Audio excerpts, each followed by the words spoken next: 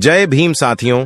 दोस्तों, आज की इस खास वीडियो में मैं आपको बताऊंगा चमार जाति की 18 सबसे ज्यादा प्रभावशाली महिलाओं के बारे में, जिन्होंने अपने दम पर पूरे देश में अपना नाम बना लिया है। तो चलिए शुरू करते हैं इस वीडियो को। चमार जाति की प्रभावशाली महिलाओं में पहले नंबर पर आती है सुश्री मायावती जी। बहन कुमारी मायावती उत्तर प्रदेश की 4 बार मुख्यमंत्री रहीं। वह भारत में पहली दलित महिला मुख्यमंत्री थी। बहन जी बहुजन समाज पार्टी बीएसपी की राष्ट्रीय अध्यक्ष हैं। बहुजन मायावती ने 1975 में दिल्ली विश्वविद्यालय के कालिंदी कॉलेज से बीए की पढ़ाई की और 1983 में दिल्ली विश्वविद्यालय से एलएलबी की डिग्री हासिल की। वह दिल्ली के इंद्रपुरी जे कॉलोनी में एक शिक्षिका के रूप में काम कर रही थी और भारतीय प्रशासनिक सेवा परीक्षाओं की तैयारी कर रही थी। जब कांशीराम उनके परिवार के घर आए और मायावती जी को कहा, मैं आपको एक दिन इतना बड़ा नेता बना सकता हूं कि एक आईएएस नहीं बल्कि बहुत सारे आईएएस अधिकारियों की एक पूरी कतार आपके आदेशों का पालन करने के लिए लाइन में खड़ी होगी। और उसके बाद यह सपना भी सच हो गया। अब आते हैं दूसरे नंबर पर। दूसरे नंबर पर आती हैं मीरा कुमार।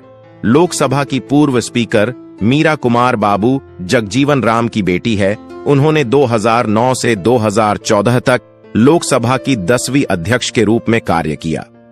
वह इस पद पर आसीन होने वाली पहली महिला थी। उन्होंने इंद्रप्रस्थ कॉलेज और दिल्ली विश्वविद्यालय से मास्टर डिग्री और कानून में स्नातक की उपाधि प्राप्त की। वर्ष 1973 में उन्हें इंडियन फॉरेन सर्विस में नियुक्ति मिली और 1984 तक उन्होंने स्पेन, मॉरिशस, यूनाइटेड किंगडम जैसे विभिन्न देशों के दूतावासों में अपनी सेवाएं दी। 1980 में वे भारत के सर्वोच्च न्यायालय के सुप्रीम कोर्ट बार एसोसिएशन की सदस्य बनी। वह 2004 से 2009 तक सामाजिक न्याय और अधिकारिता मंत्री थी। 2009 में थोड़े समय के लिए जल संसाधन मंत्री रही। भारत के राष्ट्रपति पद के लिए नामित होने वाली दूसरी महिला बनी। उन्हें 2010 में वनस्थली विद्यापीठ से मानद डॉक्टरेट की उपाधि भी मिली। अब आते हैं तीसरे नंबर पर। तीसरे नंबर पर आती हैं दिव्या भारती। दिव्या भारती 1990 के दशक की शुरुआत में एक मशहूर भारतीय अभिनेत्री थी, जिन्होंने हिंदी और तेलुगु सिनेमा में काम किया। उन्होंने कम उम्र में ही अपनी अभिनय क्षमता से लोगों का दिल जीत लिया था। उनकी प्रमुख फिल्मों में दिल का क्या कसूर, शोला और शबनम, दीवाना और विश्वात्मा शामिल हैं। उनकी असमय मृत्यु ने फिल्म उद्योग और उनके प्रशंसकों को गहरे शोक में डाल दिया। अब आते हैं चौथे नंबर पर। चौथे नंबर पर आती हैं मोहिंद्र कौर मिधा। लेबर पार्टी की काउंसलर हैं, जो लंदन काउंसिल में चुनी गई पहली दलित महिला मेयर बनी। लेबर पार्टी ने एक बयान में कहा कि हमें इस बात पर बहुत गर्व है कि काउंसिलर मोहिंदर को अगले साल के लिए ईयरलिंग का मेयर नियुक्त किया गया। Federation of Ambedkarite and Buddhist organisation FABO के अध्यक्ष संतोष दास ने कहा कि यूके में पहली बार कोई दलित महिला मेयर बनी है। यह गर्व का पल है। 5 मई को लंदन में हुए स्थानीय चुनाव में ईयरलिंग काउंसिल में डॉर्मर्स वेल्स के लिए लेबर काउंसिलर के तौर पर दोबारा चुनी गई थीं। इससे पहले वह काउंसिल में उप मेयर के पद पर सेवाएं दे रही थीं।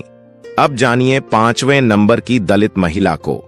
5वें नंबर पर आती है कुमारी सैलजा, जो लोकसभा की सदस्य निर्वाचित हुई हूं। शपथ लेते हुए उन्होंने कहा था कि मैं शपथ लेती हूं कि मैं विधि द्वारा स्थापित भारत के संविधान के प्रति सच्ची श्रद्धा और निष्ठा रखूंगी। मैं भारत की प्रभुता और अखंडता अक्षुण्ण रखूंगी तथा जिस पद को मैं ग्रहण करने वाली हूं उसके कर्तव्यों का श्रद्धापूर्वक निर्वहन करूंगी। 6ठे नंबर पर आती है मिस पूजा।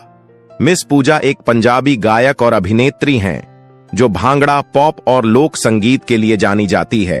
उन्होंने अपने करियर की शुरुआत एक बैकअप सिंगर के रूप में की और धीरे धीरे अपनी पहचान बनाई। उनके प्रमुख गीतों में डू यू नो, जवानी और रोमांटिक गाने शामिल हैं।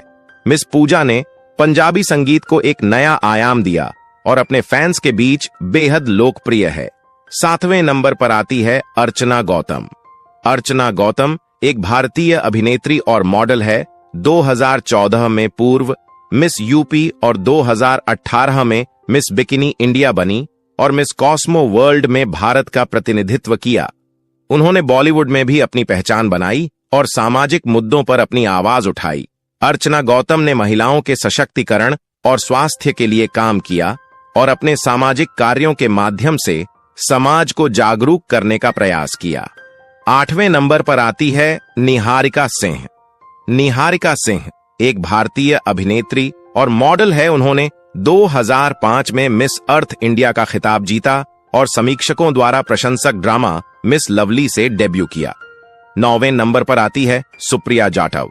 सुप्रिया जाटव एक कुमते कराटे खिलाड़ी हैं, जिन्होंने लगातार 3 राष्ट्रमंडल कराटे चैंपियनशिप में कुमते इवेंट में पदक जीते। उन्होंने राष्ट्रीय और अंतर्राष्ट्रीय स्तर पर भारत का प्रतिनिधित्व किया और कई पदक जीते। सुप्रिया जाटव ने न केवल खेल के क्षेत्र में बल्कि समाज के लिए भी प्रेरणा स्रोत के रूप में काम किया। 10वें नंबर पर आती है गिन्नी माही। गिन्नी माही एक पंजाबी लोक और रैप कलाकार है, जो मुख्य रूप से अंबेडकरवादी और रविदासिया गीतों के लिए जानी जाती है।